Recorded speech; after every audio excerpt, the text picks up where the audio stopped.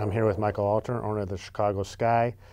The long-term viability for the WNBA, what's on the horizon for, whether or not this league is going to get to the next level?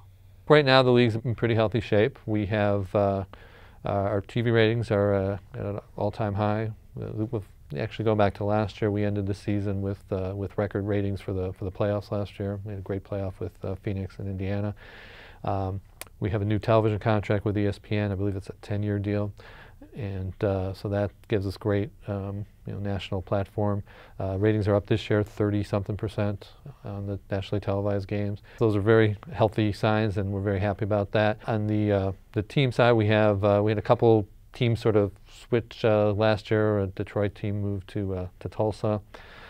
We are looking to expand in a couple new cities, although I would call it controlled growth. There's a couple cities that have expressed interest in getting teams. I think we're going about it smartly and not trying to expand just for the sake of expanding, but looking to get into markets that we think are strategically good markets for us, but also that have very solid ownership and committed owners, because I think that's an important part of our growth. It's a hard business, and you have to be committed to it and work it, and so we're looking for ownership groups in new cities that have that sort of mentality. Right now, I think probably no different from any other sport. We've got some teams doing better than others, some markets doing better than others. We've got great leadership. The NBA, who is a partner in the league, is extremely committed to the continued expansion of the WNBA. David Stern has made it and continues to make it a very personal commitment of his that this league be successful. He sees it not only as an important league to have on its own merits, but also as an extension of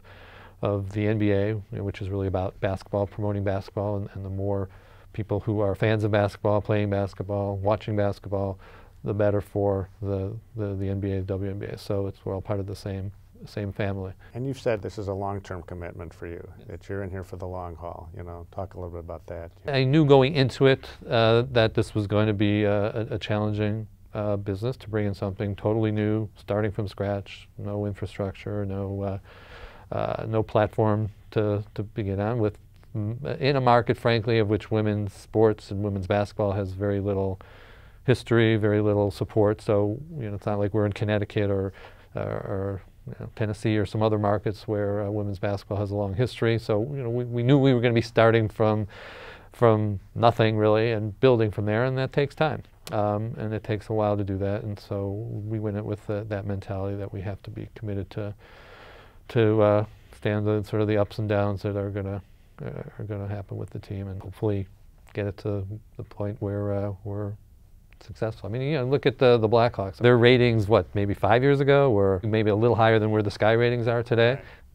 In 3, 4, 5 years, whatever it's been, they're up, up where the Bears are. So, that's a phenomenal growth that happened. Now they had 50 years of tradition that they were able to build on and go back and rekindle that with people. We don't have that. We're starting that. It takes a long time to build that kind of history, that kind of tradition, that kind of culture of fandom and loyalty between a city and a team, and it's harder to do when there's 4 or 5 other teams as well that already have it than it was when the Hawks started and the Bears started and the Bulls started. But it does take time. So that's we're very early in that game.